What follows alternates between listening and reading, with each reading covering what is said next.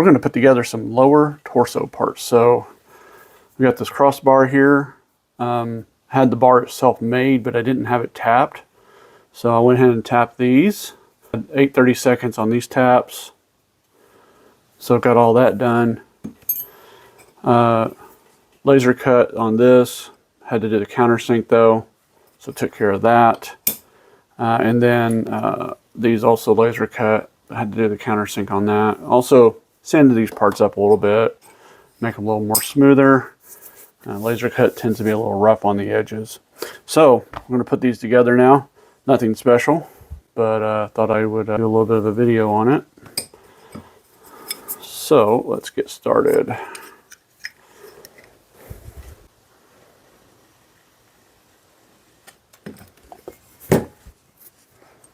This on next. Well, this goes to the inside like so. Actually, what would be easier is we put this on next. Yeah, we'll do this part now. Like there's a couple of flat washers that got to go in here.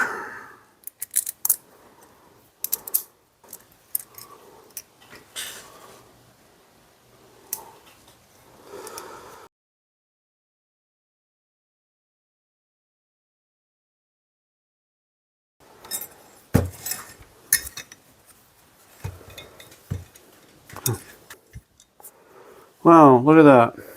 There's definitely an order operation to this. Can't put that in if you put that on.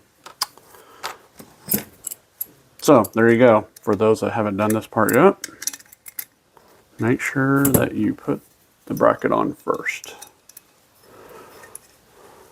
Sometimes those things are not very obvious until you find out the way I just did.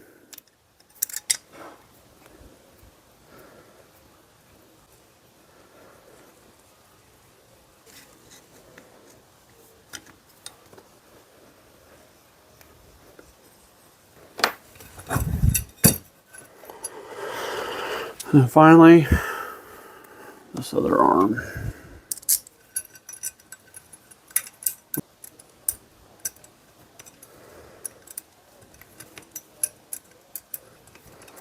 And I'll leave these a little loose until I get it on the robot itself. Tighten this one up a little bit so it's not flapping. All right, so that's ready to go on.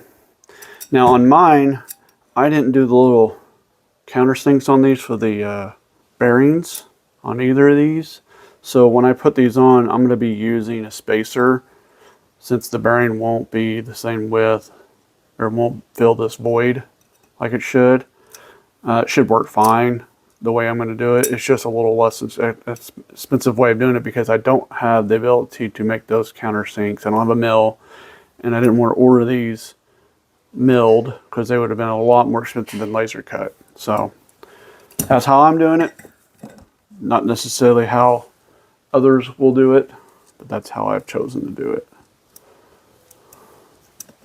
So let's see if I got the bearing in here. As you can see, there's a little gap right there. Oops. So I'm gonna have to figure out how to. I have something to fill that gap actually. So what I can do, I can take these, little fiber washer, and I can stick it down in here and it fits perfectly. See that? Got those Ace Hardware. Stick that in there. Now it calls for a 10/32 screw to go through this, but what I found out is the 10/32 screw is actually too big of a diameter. So see if I take, this is a 10/32. See, it does not want to go through there. So probably what I'm going to do is go down one size. Here's an 8/32 9/16. Let's see what that does. Yeah, see, it's a little looser, but it fits. And at the end of the day, that should work just fine. 3/4. So it calls for a 10/32 3/4, but I think I can get away with a 9/16 in there because I don't think I need the length that it's calling for. So we're going to give that a shot and see how it works. I will need a nut for it. So we'll go ahead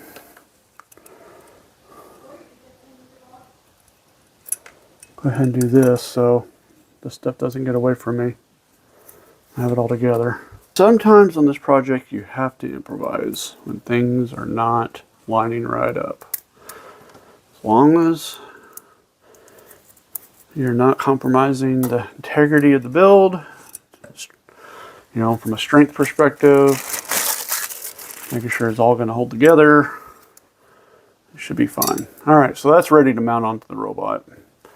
I have these bearings, so we'll also mount that as well.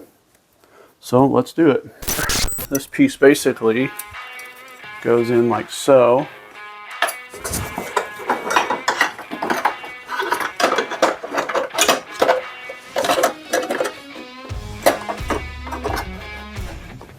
And it sits something like that. But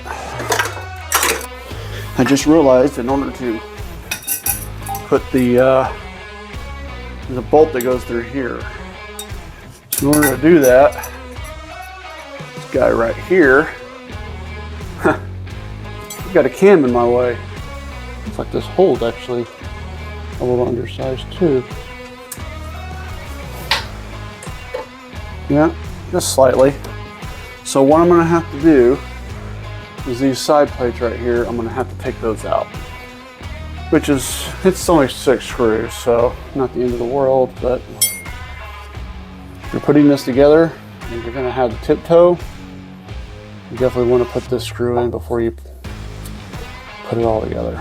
So we'll get that pulled out of there. So this is a pretty cool little tool. It's just a little thumb tool. You put a bit in the end of that, so you basically stick it on here like so.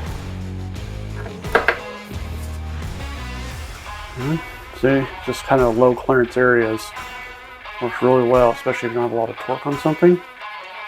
So here, just do this.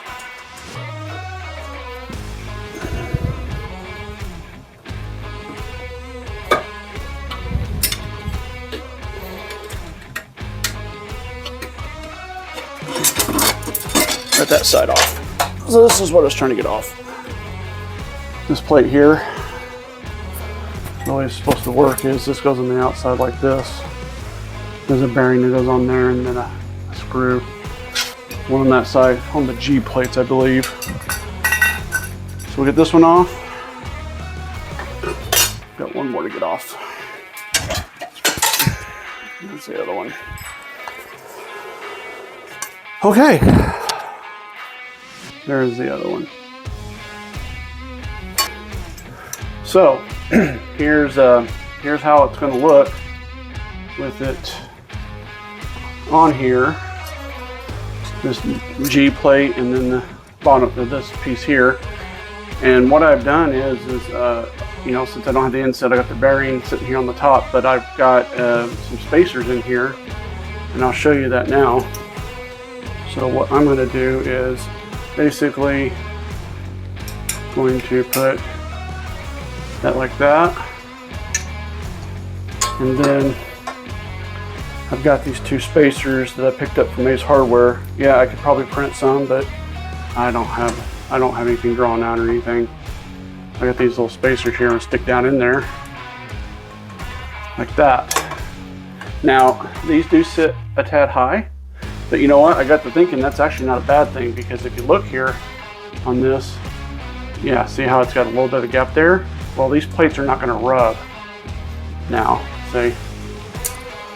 These actually go very smoothly and they don't rub. So it should work out pretty good, I think.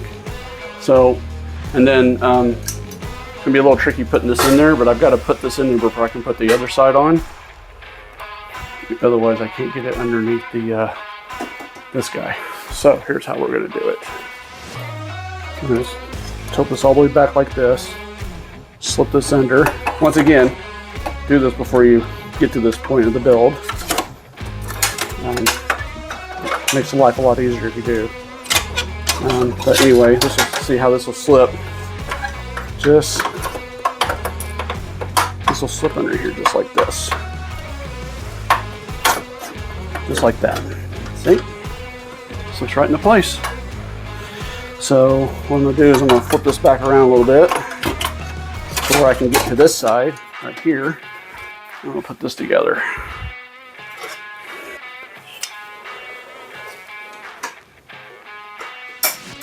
Right in.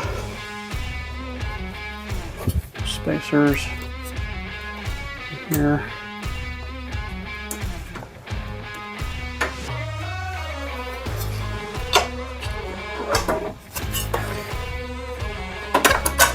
Something like that. This is going to be a very, very, very tight fit. So I think what I'm going to do is I'm going to mount this up here, and then I'll finagle it around and spin it in. I think that's the way to do it.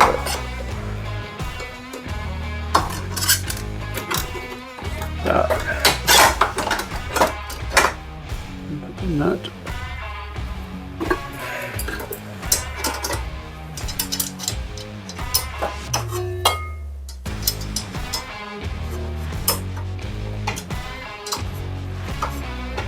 Okay, you probably ask why didn't I put this on and then put it all in here, but can't get into this. Now I really don't want to take that off. So, just kind of lined up here. Hopefully, I can swing this plate under like I did on the other side.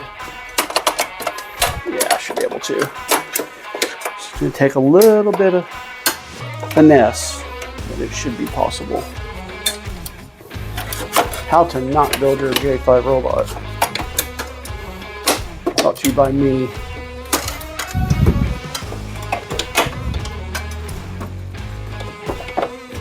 Oh, it's catching on that blasted. There we go. This actually works, I'll be surprised. So far so good though.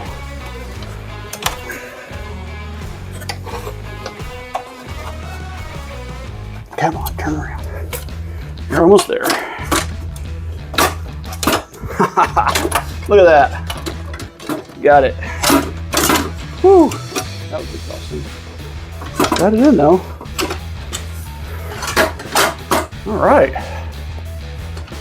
What I need to do now is I need to bolt these G plates back up. So that's what we're going to do next. A few moments later. So giving you a close-up view of what I just got done doing, I had to put these screws into the G plates. So there's two there, and then the bugger is those two right here and here. And then this side had the same thing I had to do. So now that that's in there, you can continue. And the next thing will be to take these guys, and there's a hole right here. We'll mount those up. They're going in like this, something like that. Got our washer on here. All right, so that one's ready to go, and then we'll do this other side.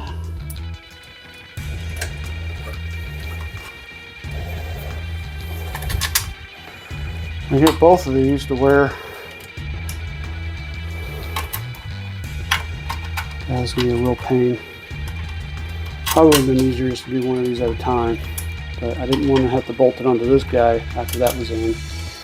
I guess no matter what, it's not easy. If I can do this without scraping things up.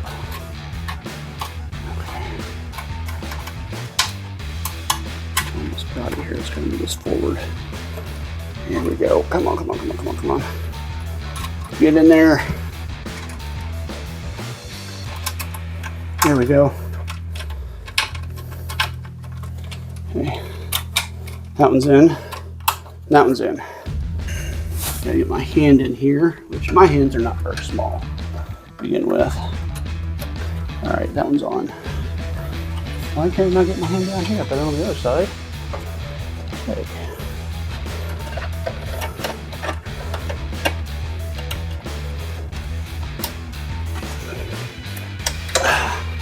on there. Now I have to get a wrench. I'm gonna try it with this first. I think I can do it just fine. Allen wrench.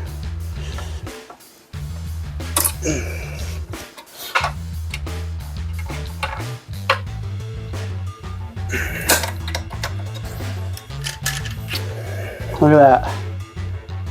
It's on there nice. Okay. I'm going to tighten up this guy now underneath, because he was just barely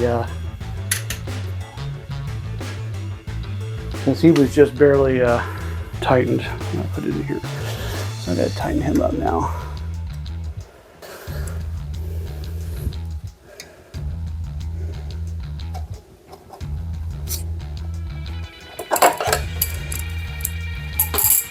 So I do have these.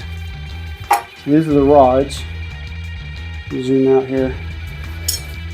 So these are the rods that go. This screws in here, and they're all done. So I got those all nice and threaded. Got this end all nice and done. And then I realized that the ball joint that goes on here is a left-hand thread, and I did a right hand. I threaded it right hand. Come to find out, it really doesn't matter if it's a left hand or a right hand. So I'm staying with the right hand, and I've ordered some ball joints that go in here that are for right hand thread. And once I get those, I can install these rods. I don't want to install them now because they won't have an opposite. It won't be able to. They'll be putting a lot of force on this, so I want to wait till I get those in, but definitely want to I'll definitely get these installed in the next week. So for anybody out there that's making these rods, you can either go with right hand or left hand. All right, let's see if it moves. Just do a test here. No reason why it shouldn't. Now I do have this actuator. I do have the actuator connected up to the remote now and everything, but I don't have it connected at the moment. But it does have in stops and everything. It works great. So let's go the other way.